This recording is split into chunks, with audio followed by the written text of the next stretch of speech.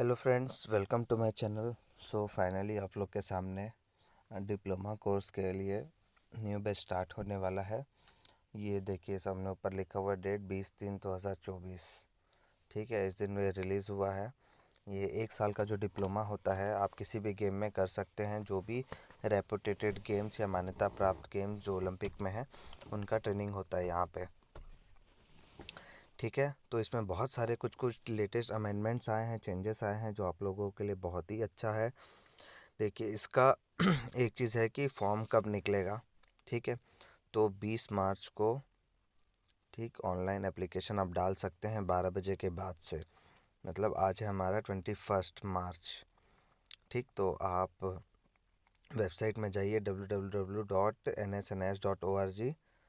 ठीक है, एप्लीकेशन के लिए है, ऑनलाइन एप्लीकेशन के लिए www.diploma। ठीक है, और उसका शॉर्टकट है DIPSC.NSNIS.in। ठीक है, इस वेबसाइट में जाएंगे तो आपका फॉर्म खुल जाएगा। चलिए कोशिश करूँगा मैं नेक्स्ट वीडियो में आपको फॉर्म कैसे फिल करना है उसका भी मैं डिटेल आपको डाल दूँगा। ठीक है, इसमें नीचे हेल्पलाइन नंबर दिया हुआ है सामने 01752394 261, या इनको ईमेल कर सकते हैं। आगे चल के बताऊँगा क्या क्या दिक्कत आप लोग को आ सकती है। ठीक है, 19 अप्रैल तक आप फॉर्म फिल कर सकते हैं 2024। और अगर मान लीजिए आपको लगता है कि इसमें कुछ गलती हो गई है मुझसे, तो उसको आप करेक्शन कर सकते हैं 20 अप्रैल टू 21 अप्रैल, 2 दिन रहेगा, तो उस दिन आप इसको ठीक कर सकते हैं। ठीक है, नेक्स्ट वीडियो में आते हैं। ये जो हमारा इसका एड्रेस है sports authority of India, Netaji Subhash national institute of sports, old Moti Bagh, Patiala. मैं आपको बताना चाहूँ, मैं पटियाला से ही मेरा डिप्लोमा है। एनएस मैंने किया है बास्केटबॉल में। मैं बैच 2017-18 में अपना कंप्लीट कर लिया था, और साथ ही साथ मेरा लेवल 1 भी कंप्लीट है। मैं पटियाला का 3rd टॉपेस्ट था उस बैच का। ठीक है, तो मैं आपको बताता हूँ, इसमें वही लिखा हुआ है कि 20 मार्च को फॉर्म चालू हो गया 12 बजे के बाद। 19 अप्रैल तक लास्ट डेट है, 20 और 21 अप्रैल को आप लोग का करेक्शन हो सकता है। ठीक है, नेक्स्ट है कौन कौन सा गेम आता है और कौन कौन एलिजिबल है, और कौन कौन से डॉक्यूमेंट्स का कितना नंबर मिलेगा आपको। ठीक है, और वहाँ जाके आपको क्या क्या करना है, किस किस चीज़ों का ध्यान रखना है, वो सारी चीज़ें मैं आपको बताता हूँ। ठीक है, इसमें क्या एडमिशन प्रोसीजर। ठीक है, eligible candidate distribute to seek admission the diploma sports coaching online registration portal before the last date. बोला लास्ट डेट के पहले आप लोग अपना रजिस्ट्रेशन का और detail regarding filling the online form, fees payment will given. इसमें पूरा फीस पेमेंट वगैरह सब दिया हुआ, आपको कितना खर्चा आएगा, कैसे आएगा, क्यों आएगा, सब इसमें दिया हुआ है। Candidate must be registration of all the original certificates वगैरह अपलोड करना है, और जब भी वेरिफिकेशन होगा आप लोग का वहाँ पे, तो आप लोग को उसको लेके जाना है। ठीक है, तो जो भी है अभी आप लोग के पास टाइम है, डॉक्यूमेंट्स अपडेट करा लीजिए। ऑल इंडिया यूनिवर्सिटीज़ के डॉक्यूमेंट्स लगवा लीजिए, 2 डॉक्यूमेंट्स। मतलब को नेशनल सी नेशनल के 2, अगर सी नेशनल नहीं है तो ऑल इंडिया यूनिवर्सिटी के 2। तो ये सब आपको कलेक्ट करके रखना है। इसमें 2 जूनियर नेशनल, 2 यूथ नेशनल अगर आप खेले हैं लगातार या कभी भी, तो वो भी एलिजिबल हैं। सर्टिफिकेट कोर्स जिन्होंने किया है लास्ट ईयर, इसके पहले कभी बास्केटबॉल का 6 वीक सर्टिफिकेट कोर्स, वो भी एलिजिबल है। और ऐसे बहुत सारे अमेंडमेंट्स हुए हैं जो आप लोग के लिए बहुत अच्छा है। ठीक है, और साथ ही साथ अगर यूथ नेशनल के लिए और खेलो इंडिया के लिए क्वालिफाई कर रहे हैं, टॉप 8 टीम में, वो लोग भी एलिजिबल हैं इसके लिए। हमारे टाइम में इतना नहीं था, सीनियर नेशनल मांगता था, ऑल इंडिया यूनिवर्सिटी मांगता था, तो वो हमारे पास था तो उतना प्रॉब्लम नहीं किया। लेकिन अब लोगों के लिए बहुत ही आसान हो गया है। ठीक है, यहाँ पे गेम देख लेते हैं। Archery, athletics, basketball, badminton, boxing, kayaking, cycling, fencing, football, gymnastic, handball, hockey, judo, kabaddi, kho kho, rowing, shooting, swimming, table tennis, taekwondo, tennis, volleyball, weightlifting, wrestling, wushu, yogasana. ठीक है, टोटल इसमें 26 गेम हैं, और सबकी सीट बहुत ही ज़्यादा है। हमारे टाइम में 18 सीट थी, 18 सीट में से भी 6 तो गर्ल्स के लिए फिक्स थी, उसके बाद 6 गवर्नमेंट सर्वेंट लोग के लिए फिक्स थी, और हम लोगों ने उसमें से बची थी 6 सीट। मतलब 100, 120, 150 लोग आते हैं, उसमें से हमारे मेरे लिए जो एज ए स्टूडेंट्स थे उनके लिए बस 6 सीट थी। 6 सीट में आपको क्वालिफाई करना था 150 लोगों के साथ। तो समझ लीजिए आपको आपका फिटनेस लेवल, आपके अचीवमेंट्स, आपको क्या क्या टेक्निक्स आती है, स्किल टेस्ट सब आपको पास करना था, रिटन टेस्ट सब पास करना था। तो उस समय काफ़ी टफ था। ठीक है, देखते हैं आपके एग्ज़ाम सेंटर कहाँ कहाँ है। ठीक है, क्योंकि फॉर्म ऑल इंडिया से भरेंगे, फॉरेन से भी कैंडिडेट्स आते हैं, उन लोग के लिए भी सीट रहती है। अभी तो काफ़ी सीट बढ़ गई है, तो काफ़ी अच्छा हो गया है। ठीक है, अहमदाबाद है, अम्बाला है, बेंगलोर, भोपाल, चंडीगढ़, चेन्नई, कोयम्बटूर, फरीदाबाद, गुरुग्राम, गुवाहाटी, हैदराबाद, इम्फाल, जयपुर, जम्मू, जोधपुर, कोची, कोलकाता, कोझिकोडे, लखनऊ, मुंबई, नागपुर, न्यू दिल्ली, नोएडा, पटना, पुणे, रायपुर, तिरुवनंतपुरम और वाराणसी, विशाखापट्टनम। इंटरनेशनल कैंडिडेट है, हमारे टाइम में बांग्लादेश से कई लोग आए थे जिम्नास्टिक में स्पेशली, तो बांग्लादेश, नेपाल, श्रीलंका तीनों से आ सकते हैं, उससे अपना कोई लेना देना नहीं है। ठीक है, आपके घर के पास जो भी सेंटर है या आपको घूमने जाना है वहाँ, तो वो वाला एग्ज़ाम सेंटर डाल दीजिए, लेकिन वेबसाइट चेक करते रहिएगा कि आपको कब तक टिकट कराना है, क्या कराना है, इतना दूर जाना है, तो उसके हिसाब से आप रेडी रहिएगा। ठीक है, ये इसमें सबसे पहला आता है, ध्यान रखने वाली चीज़ क्या क्या है। Category direct admission for amendment sports person, मतलब जो एक्स्ट्रॉर्डनरी प्लेयर थे, द्रोणाचार्य थे, द्रोणाचार्य नहीं, अर्जुन अवॉर्डी हैं। द्रोणाचार्य एक्चुअल में कोच के लिए होता है, जो कोच बन जाते हैं, बहुत अच्छा काम करते हैं कुछ लोग, उनके लिए द्रोणाचार्य अवार्ड होता है। जो अर्जुन अवार्ड है, बहुत अच्छा खेलें स्पोर्ट्स अचीवमेंट में, उनको एज में भी रिलैक्सेशन है, साथ ही साथ उनको डायरेक्ट अगर वो फॉर्म फिल करते हैं तो उनको ट्रायल वगैरह देने का ज़रूरत नहीं है। हो सकता है वहाँ पे खड़े होना पड़ेगा, लेकिन उनका डायरेक्ट एडमिशन हो जाएगा। ठीक है, अगर कोई इंडिया में ओलंपिक्स रिप्रेजेंट किया है, ठीक है, सीनियर वर्ल्ड चैम्पियनशिप किया है, या एशियन गेम्स, कॉमनवेल्थ गेम्स में पार्टिसिपेट किया है, कोई भी एक मेडल, बाकी लोग में सीनियर वर्ल्ड गेम में पार्टिसिपेशन चाहिए, ओलंपिक्स में रिप्रेजेंटेड है पार्टिसिपेशन चाहिए, और इसमें मेडल चाहिए, एशियन गेम्स और कॉमनवेल्थ गेम्स मेडल चाहिए। During the admission project exam appearing the online admission test, इसमें डायरेक्ट इनको ना ऑनलाइन करना है ना एडमिशन के लिए कोई भी टेस्ट देना है, इनको डायरेक्ट है। Will we remain same for the, इनको पूरा चीज़ वैकेंसीज, इनको पूरा चीज़ में छूट है, लेकिन फॉर्म पूरा इनको सही से डालना है। 2 मैन और 2 वुमेन, 2 मैन और 2 वुमेन के लिए हर एक मतलब गेम में इनके लिए टेस्ट है। इनको फिज़िकल और मेडिकल टेस्ट इनको पास करना है। ठीक, बस इतना ही करना है इनको। In case more than 2 candidate, अगर 2 से ज़्यादा कैंडिडेट अगर होते हैं तो उनको रैंकिंग के हिसाब से देखा जाएगा।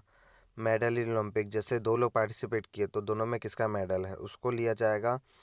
Second, medal in senior world, जैसे पार्टिसिपेशन बोल रहा था, अब उसमें मेडल देखा जाएगा, दूसरा पार्टिसिपेट। थर्ड पार्टिसिपेशन ओलंपिक्स, ठीक है, और फिर ओलंपिक में पार्टिसिपेशन देखा जाएगा। फिर fourth, medal in Asian Games, इन लोग को ऐसे प्रेफरेंस दिया जाएगा, उसके हिसाब से इसको किया जाएगा। फिर सीनियर वर्ल्ड चैम्पियनशिप, ठीक है, तो इसमें सब लिखा हुआ है, मेडल ओलंपिक्स में और किस में पार्टिसिपेशन चाहिए वो मैंने क्लियर कर दिया है।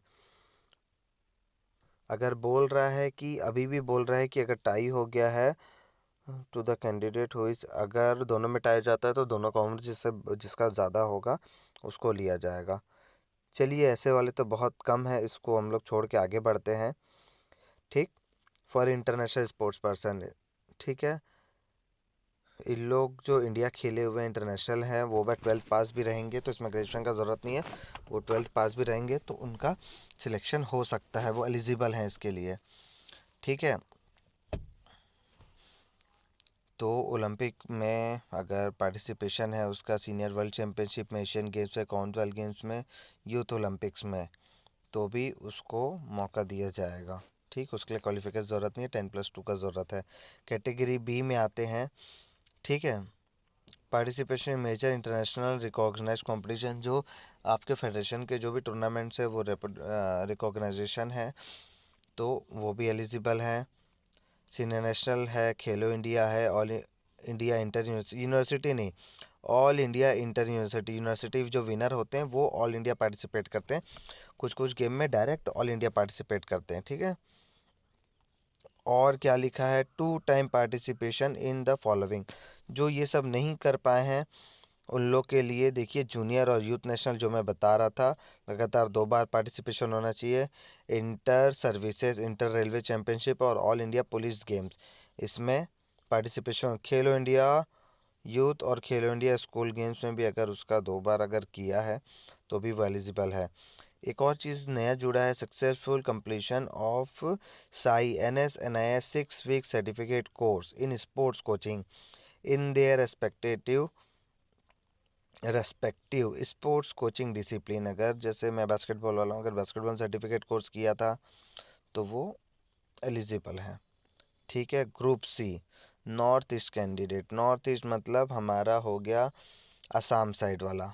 ठीक है, नॉर्थ ईस्ट मणिपुर, मेघालय, मिज़ोरम, इन लोग सब नॉर्थ ईस्ट में आते हैं।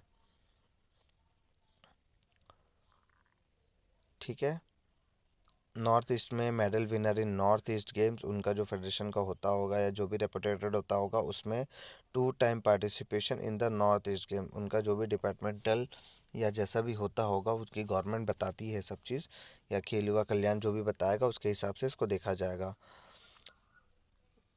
ठीक है, ये बोल रहा है कि अगर इसके अलावा अगर ऊपर वाला जो कैटेगरी में जो मैं आपको दिखाया था, 2-2 गेम, 2 ऑल इंडिया या यूथ नेशनल जूनियर नेशनल, इस टाइप से अगर करता है तो भी अच्छा है, आ सकता है। अभी देखो एज लिमिट बढ़ा दिया है, एज कर दिया है 21 साल से 45 साल तक। ठीक है, और इसके और 5 साल तक छूट मिलेगा किनको, जिन लोग Olympic games, senior world games, Asian games ये सब में पार्टिसिपेट किए थे अपने समय में, उनको और छूट दिया जाएगा। ठीक है, और किसको छूट दिया जाएगा, candidate belong from SC ST OBC candidate को 5 साल का और छूट दिया जाएगा, तो वो 50 साल तक वाले आजकल डिप्लोमा कर सकते हैं। इन सर्विस और ex serviceman candidate from the arm force, जैसे आर्मी हो गई, इंडियन आर्मी, नेवी, एयरफोर्स वाले लोग हैं, इनको भी 5 साल और छूट दिया जाएगा, क्योंकि भाई 20 साल में ज्वाइन करते हैं, 20 साल ड्यूटी करते हैं, कोई 30 साल करते हैं, तो 40-50 साल इनका ऐसे ही हो जाता है, तो ये बहुत ही अच्छा हुआ है। देखिए एजुकेशन क्वालिफिकेशन, अगर आप ग्रेजुएशन हैं, ठीक, तो आपको selection candidate physical and medical fitness shall be based on the merit list. ठीक, जो भी आपका फिजिकल फिटनेस जाएगा उसमें जो भी नंबर दिया रहेगा उसको छोड़ दीजिए, जो मिलेगा वो जो मिलना है मिलना है। ठीक है, आप अगर ग्रेजुएशन है तो 10 मार्क्स है, या ग्रेजुएशन है या MA है, पोस्ट ग्रेजुएशन है, उसके लिए 10 मार्क्स है। स्पोर्ट्स अचीवमेंट नेशनल वगैरह हैं या इंटरनेशनल है उसके हिसाब से 20 नंबर है। इंटरव्यू में आपका 10 नंबर है। इसमें स्पोर्ट्स अचीवमेंट में नंबर डिसाइडेड है, अगर वह स्टेट खेला है तो इतना, नेशनल खेला है तो 5 नंबर, इंटरनेशनल खेला है तो 10 नंबर, ओलंपिक खेला है तो 20 नंबर, इस टाइप से वो डिवाइड रहते हैं। इंटरव्यू होगा आपका 10 नंबर का। आपका स्पेशलाइजेशन थ्योरी, मतलब जो आप जिस गेम के हैं उसके क्वेश्चन आएंगे 25, 1-1 नंबर के हो सकते हैं, 2-2 नंबर के हो सकते हैं, कितने भी नंबर के हिसाब से क्वेश्चन आएंगे। ठीक है, जनरल नॉलेज का 10 होगा, अभी करंट अफेयर्स वगैरह पढ़ लीजिए, स्पोर्ट्स जो भी है उसको पढ़ लीजिए, स्पोर्ट्स के करंट अफेयर, कौन से मेडल हुए, कौन से टूर्नामेंट हुए, ओलंपिक कहाँ होना है, अगला कहाँ होना है, ये सब चीज़ आप पढ़ लीजिए।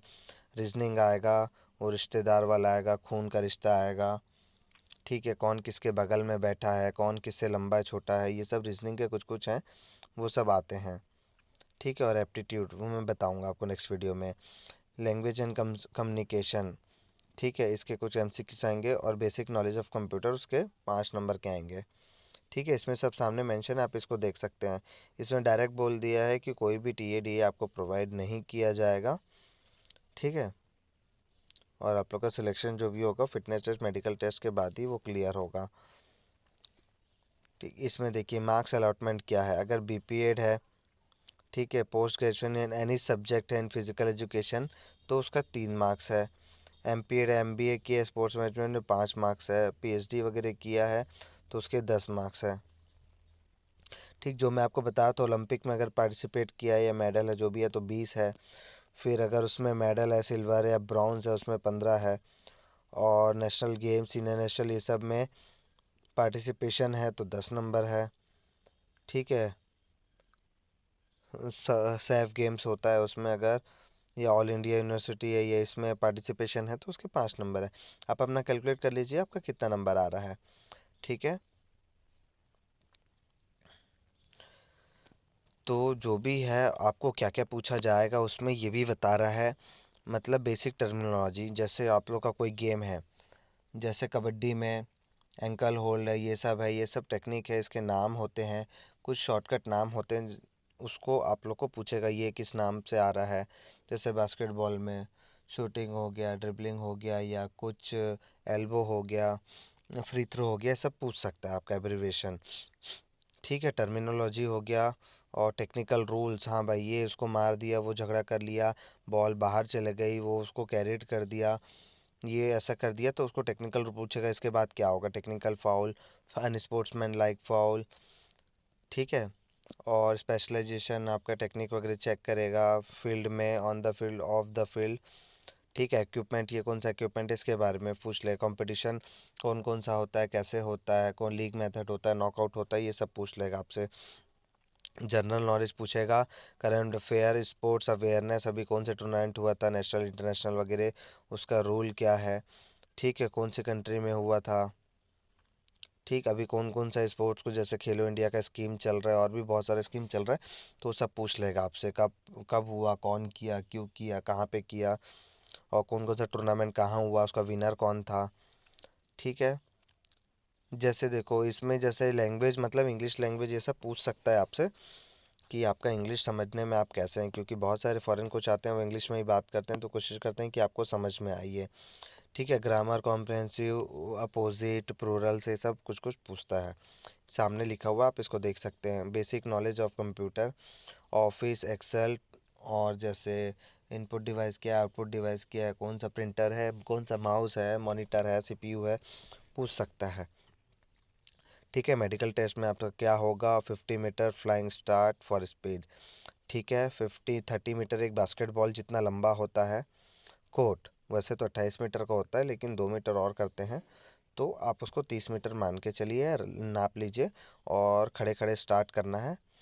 ठीक है, स्टैंडिंग ब्रॉड जंप, एक जगह से खड़े होके सामने कूदना है दोनों पैर एक साथ, इसका भी कम से कम इतना कूदना है, 1.60 मीटर मेल के लिए, और फीमेल के लिए 1.40 मीटर। ठीक है, इसमें साल दिया हुआ है कि भाई 30 साल के ऊपर वालों के लिए कुछ कुछ छूट है। ठीक है, शटल रन करना है, जाना आना है फॉर एजिलिटी टेस्ट। ठीक है, 6 बार 10-10 मीटर का। ठीक है, तो 6 मीटर का 10 हो सकता है या 10 मीटर का 6, कुल मिला के उतना ही है। तो 16.5 सेकेंड में आप लोग इतना फिटनेस टेस्ट कर लीजिएगा। ठीक है, एक टेप ले लीजिए, नाप लीजिए। Band and Rise flexibility test होता है, एक स्केल होता है, एक बोर्ड होता है जिसके अंदर आपको पैर डालना पड़ता है, सामने झुक के उसको, या बेंच के ऊपर खड़े होकर आपको नीचे झुकना है, जहाँ तक आपका हाथ आता है उसके हिसाब से आपको नंबर मिलेगा। 16 मीटर रनिंग, जो ट्रैक होता है, एक ट्रैक होता है 400 मीटर का। ठीक है, उसका 4 चौक 16 4 राउंड मारना है, 7.5 मिनट है, बहुत होता है। एक, हम लोग जब मारे थे 1 मिनट 5 सेकंड में 400 मीटर कंप्लीट कर दिए थे, बास्केटबॉल के हिसाब से मैं बता रहा हूँ अपना पर्सनली। तो हम लोग को तो 2.4 कराया गया था, मतलब 2400 मीटर, तो ये बहुत ही अच्छा है, आराम से कवर कर लेंगे। अगर 1 मिनट में भी करते हैं, 1.25 मिनट में भी करते हैं, तो एक एक दो ढाई ढाई दूनी 5 मिनट में आपका कंप्लीट हो जाएगा, ये मैक्सिमम है, लेकिन कंप्लीट करना ही है फिटनेस के लिए। रिपोर्टिंग टाइम है वहाँ का 8 7 24, जनवरी फरवरी मार्च अप्रैल मई जून जुलाई। ठीक है, जुलाई, 8 जुलाई को आपको वहाँ पहुँच जाना है। ठीक, 9 से 12 जुलाई तक आपका सब चीज़ फिटनेस टेस्ट वगैरह होगा, और यहाँ से 15 जुलाई से आपकी क्लासेस स्टार्ट हो जाएंगी। ठीक है, जहाँ पे भी सेंटर भरना है, पटियाला में, बेंगलोर में, कहाँ पे आपका क्या सेंटर है आप उसको देख लीजिए अच्छे से। Attention for the candidate before submitting the online ensure the eligibility. आप एग्ज़ाम में क्या क्या चीज़ आपको ध्यान रखने बोल रहा है, आप एग्ज़ाम के लिए एलिजिबल हैं कि नहीं है उसको अच्छे चेक कर लीजिए। बाद में होता है सर मेरा ये हो गया वो हो गया, मैं आपको और हेल्प करूँगा। नीचे अपना कॉन्टैक्ट नंबर डाल दूँगा, जिससे आपको कोई भी दिक्कत होने से आप मुझे कॉल कर सकते हैं, व्हाट्सअप मैसेज ड्रॉप कर सकते हैं, ठीक है। नॉट फुलफिल द एलिजिबिलिटी का शैल बी रिजेक्टेड बोल रहा है, फॉर्म अगर जिस भी क्राइटेरिया भी वो रिजेक्ट हो जाएगा। Can not be withdrawn once the submitted successfully. आप उसको हटा नहीं सकते अगर एक बार आपने सबमिट कर दिया उसको। Request for change of particular application shall not be entertain under any circumstances. Modify बोल रहा है, मॉडिफाई के लिए आपको 2 दिन दिया जा रहा है, उसके बाद ना पहले आप कुछ नहीं कर पाएंगे। जो भी करना है या तो सोच समझ के भरिए, या तो लास्ट में भरिएगा, या तो 20-21 तारीख को रेडी रहिएगा, ठीक है। Candidate to the course provision found physically medically verify बोल रहा है, अगर आप फिजिकली मेडिकली फिट नहीं रहेंगे तो आप लोग को मुश्किल है फिर सिलेक्शन पाना। In case candidate found providing correction, अगर गलत जानकारी देता है तो टर्मिनेटेड डिस्क्वालीफाई किया हो जाएगा और उसके खिलाफ एक्शन भी हो सकता है, ठीक है, क्योंकि भाई सेंट्रल गवर्नमेंट का मामला है ये, तो कुछ भी हो सकता है। और the name on the photo identification card must be with the name of the application. Photo के नीचे नाम वाला आपको करवाना है, ठीक है, एग्ज़ाम टाइम के समय लेके जाना है। अगर आपका मैरिज हुआ है तो मैरिज, डाइवोर्स सर्टिफिकेट, डिग्री, और अगर नाम लड़कियों के लिए जैसे ये सब बहुत ज़रूरी होता है। अगर आप मैरिड हैं, नाम चेंज हो गया है, तो इस सब के प्रूफ आप लोग रखना है, क्योंकि शादी के पहले नाम डिफरेंट होता है, फिर सरनेम चेंज हो जाता है, तो आगे चल के बहुत दिक्कत होता है। अगर बोल रहा है अगर कोई भी नेचुरल हो जाता है, भूकंप भूकंप आ जाता है, तो एग्ज़ाम कैंसिल या रीशेड्यूल हम कर दिया जा सकता है। वो एनआईएस पटियाला उसके लिए जिम्मेदार है, मतलब आप क्लेम नहीं कर सकते उसके लिए जो होगा, ठीक है। Sports person merit review prepare on the basis of, अगर बोल रहा है मेरिट लिस्ट मार्क्स के हिसाब से उसको किया जाएगा, नॉलेज के हिसाब से, उनका जो भी टेस्ट होगा उसके हिसाब से उसको किया जाएगा। Provisional merit list candidate will be displayed on the, ये बोल रहा है प्रोविजनल जो है वो मेरिट लिस्ट आपको वेबसाइट में हो जाएगा। अगर कोई नहीं आता है तो वेटिंग वालों को बुलाया जाएगा। आपको यहाँ से अगर सिलेक्ट होते हैं तो मेडिकल सर्टिफिकेट आपको बनवा के ले जाना है। मेडिकल ऑफिसर सीएमओ जो होते हैं गवर्नमेंट हॉस्पिटल के, उनसे मेडिकल सर्टिफिकेट आपको बनवा के ले जाना है गवर्नमेंट हॉस्पिटल से, नॉर्मल से नहीं मानते हैं उन लोग, ठीक है। All selected candidate must have the undergo physical fitness before joining the institute. भाई वहाँ फुल फाड़ते हैं, तो अपना फिटनेस आप लोग करके जाना, ठीक है। कोर्स में जाने के पहले आप फिट हो जाइए, कम से कम आपको महीना 2 महीना है अभी आपके पास, तो आप उसमें फिट हो जाइए।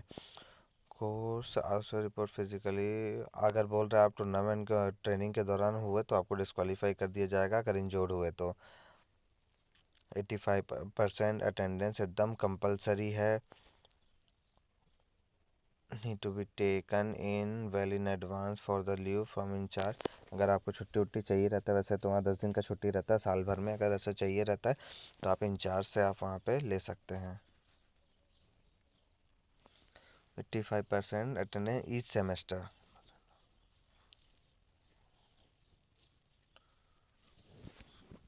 ठीक है। इन केस ऑफ इसको tie the given candidate who is alter, ये पहले भी मैं बता चुका था, अगर 2 जन में टाई होता है तो जिसका एज ज़्यादा है उसको मौका दिया जाएगा। Admission may be also apply for the admission with the clear certificate that the event was,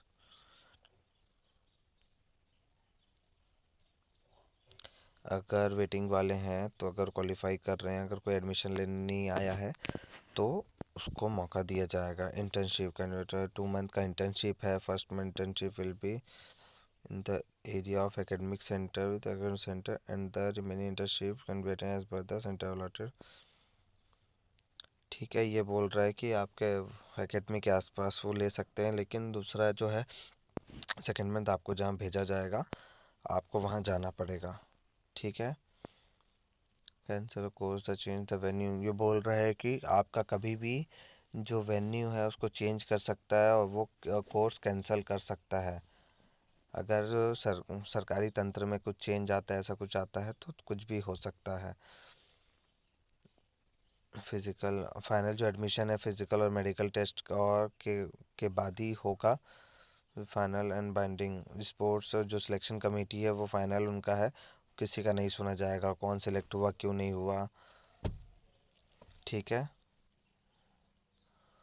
वो बोल रहा है ड्यूरेशन ऑफ कोर्स इंक्रीज और डिक्रीज कर सकते हैं, वो जो NIS पटियाला है वो डिसाइड करेगा। Candidate suspend under doping. ठीक है, अगर पहले कोई डोप वोप में लिया था, पकड़ाया गया है तो उसको, ठीक है, नॉट एलिजिबल व एलिजिबल नहीं है कोर्स करने के लिए। फेसिंग क्रिमिनल चार्जेस को, उसके ऊपर क्रिमिनल चार्जेस है, वो भी नहीं है एलिजिबल। ठीक है, फ़ीस स्ट्रक्चर देख लीजिए भाई। आपकी फ़ीस जो है एग्ज़ामिनेशन फ़ीस इंडिया और फ़ॉरेन के लिए, तो फ़ॉरेन का छोड़ देते हैं। एग्ज़ामिनेशन फ़ीस जो है 4,000 है, साइंटिफिक जर्नल 500 है, लाइब्रेरी फ़ीस 500 है, टीवी एंटरटेनमेंट 500 है, ये ऐसा सब दिया हुआ। ट्यूशन फ़ी 39,500 है। तो आपका इतना एकेडमिक्स का फ़ीस है। उसके बाद जो अगर हॉस्टल चार्जेस अगर आपको देता है तो 70-80 हज़ार रुपये और एक्स्ट्रा मान के चलिए, प्लस आपके पर्सनल खर्चे। तो आज की डेट में ये मान लो 60,000 हो गया, 120 मतलब 1.5 लाख मान के चलिए आपको लगना है खर्चा। तो इसके लिए रेडी रहिए। अगर बोल रहा है कोई फ़ीस रिफ़ंड का, अगर आपको इसको नहीं करना है, क्या करना है, किसी का नौकरी लग जाता है, रखे रहे रहे ऐसा कुछ हो जाता है, तो उस स्थिति में जो भी उसका रूल होगा, वो UGC का जो भी नॉर्म्स हैं उसके हिसाब से उसका रिफ़ंड होगा, कुछ कट के या जैसा भी। क्योंकि मेरे कई दोस्त लोग थे पटियाला में, ट्रेनिंग के दौरान जब फॉर्म भर के आए थे पहले, वो फिर यहाँ से जॉब लग गया तो वो छोड़ के चले गए। फ़ीस रिफ़ंड के लिए कर रहे थे तो बोले कुछ रिफ़ंड नहीं होगा। ठीक है, entrance exam, return entrance exam होगा आपका 2 जून 2024 संडे को। ठीक है दोस्तों, अगर जानकारी अच्छी लगी तो प्लीज़ चैनल को सब्सक्राइब कर देना। नीचे मेरा कॉन्टैक्ट नंबर डाल रहा हूँ, तो उससे आपको बहुत हेल्प मिल जाएगी। ठीक है, बाकी चलो, ऑल द बेस्ट आगे के लिए। Thank you so much. Please channel को सब्सक्राइब कर देना।